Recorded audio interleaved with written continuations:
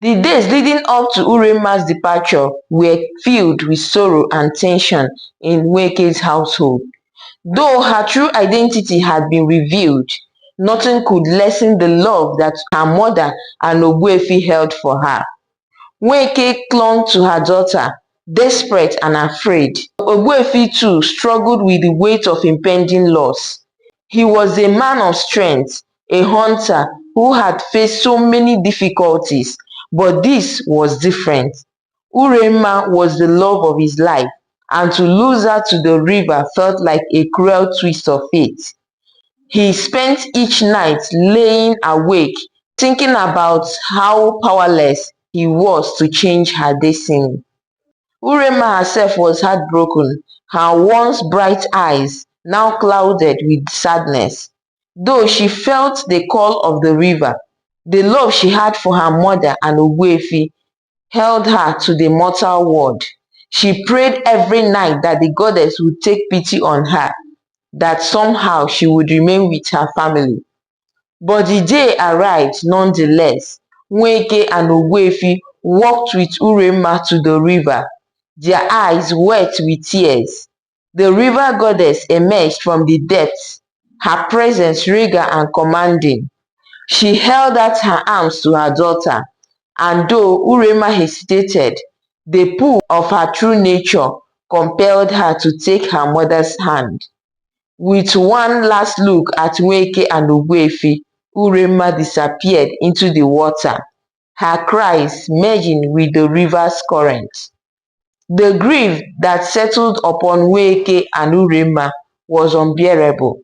They returned home empty and broken, unable to find comfort in the quiet spaces where Urenma's daughter had once filled their lives. The night after Urenma's departure, Ogbuefi lay wide awake, tormented by the sound of her voice echoing in his mind. He couldn't bear the emptiness. A decision began to take shape in his heart, a determination to reunite with his beloved, no matter the cost. He visited the most powerful native doctor in the land, a man known for his knowledge of the mysteries beyond mortal reach. His face was solemn as he listened to Ogbuefi's plea. "The path you seek is treacherous," the native doctor warned, his voice low and grave. "But there is one way. You must find the egg of life, a sacred thing guarded by the spirits of the ancient world. Only with this egg can you bring Urenma back to the mortal realm." Ogbuefi's resolve did not waver. "Tell me what I must do," he replied, his voice steady.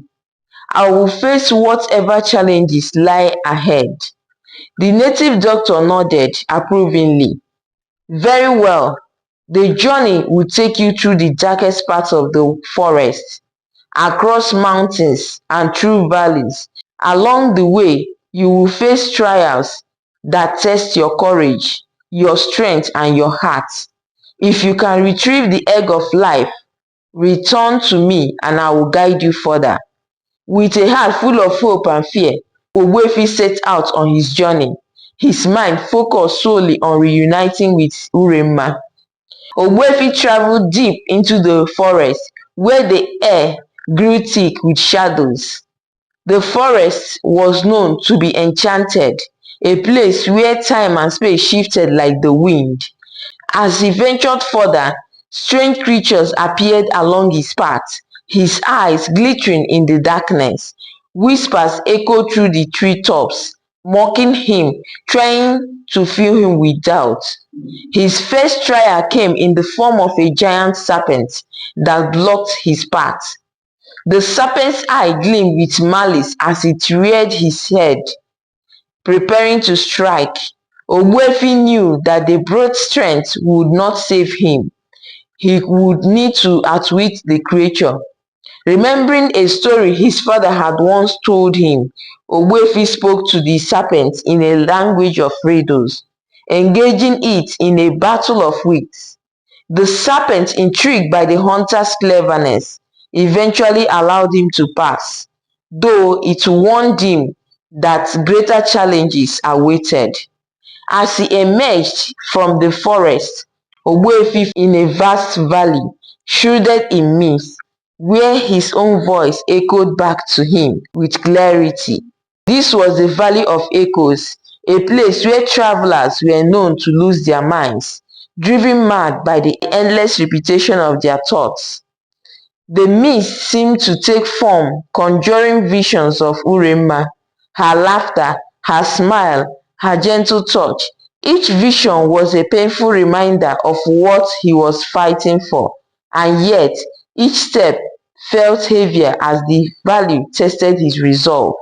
The echoes faded and the mist lifted, revealing the path ahead. At last Ogbuefi reached the Mountain of Souls, a treacherous peak where the egg of life was said to be hidden. The mountain was steep and covered in jagged rocks that cut into his hands as he climbed.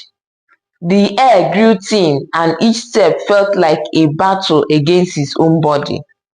But his love for Urenma fueled his strength, urging him to press on. Halfway up the mountain, he encountered the guardian spirit, a being of immense power, who guarded the egg of life. "You seek the egg of life," the guardian spirit intoned, his voice echoing like thunder. "But are you willing to sacrifice your life for it?"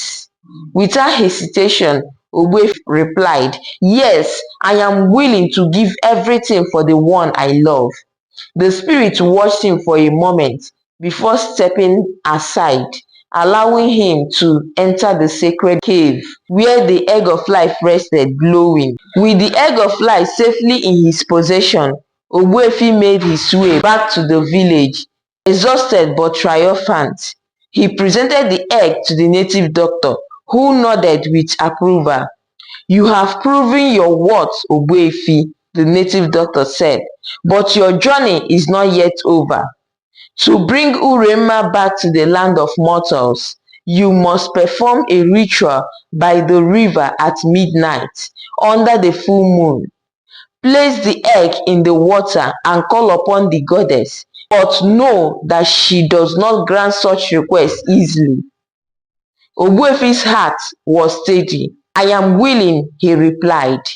That night, under the silver glow of the full moon, Ogbuefi stood by the river, the egg of life cradled in his hands. Nweke joined him, her face a mask of hope and fear. Together they chanted the ancient words taught to them by the native doctor, their voices a plea that rippled across the water. The river began to stir. Suddenly the river goddess emerged, her eyes fixed on Ogbuefi. "You have returned," she said. "You possess the egg of life, a rare gift that binds life to the mortal world. But what will you sacrifice to claim it?" Ogbuefi stepped forward, his heart resolute. "A piece of my soul, my very essence, if it means I can hold Urenma in my hands once more." The goddess considered his words, her gaze softening. "Your love is pure and your sacrifice is worthy. Very well." She raised her hands and the egg of life glowed brightly. Moments later, Urenma emerged from the depths, her eyes wide with wonder and joy. Ogbuefi rushed forward, embracing Urenma as though she were the breath of life itself. Tears of joy streaming down Nweke's face as she held her daughter, unable to believe that her prayers had been answered. The goddess watched the reunion in silence, a bitter-sweet smile gracing her lips. "Cherish this gift," she whispered before fading away into the river.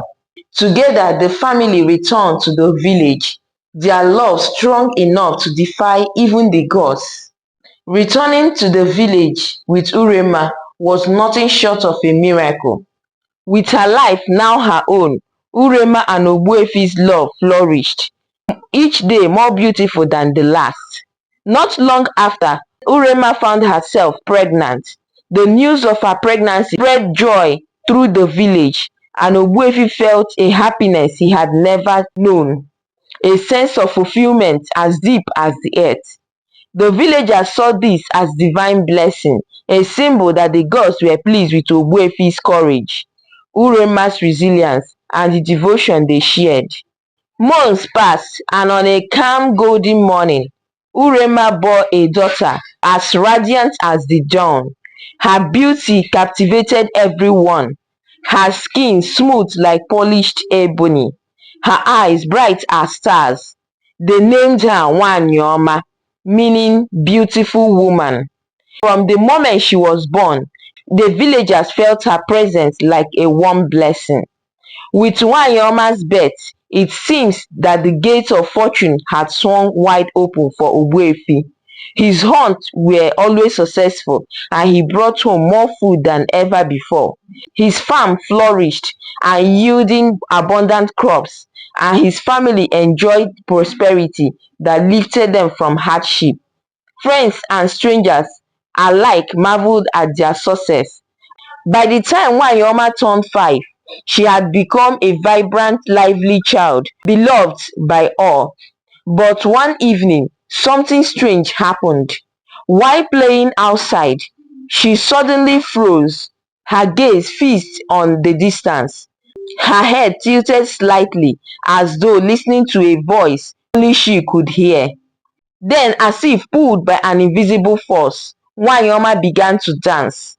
Her movements were graceful, beyond what any 5-year-old child could perform, her laughter ringing through the air as she moved with fluidity of a river.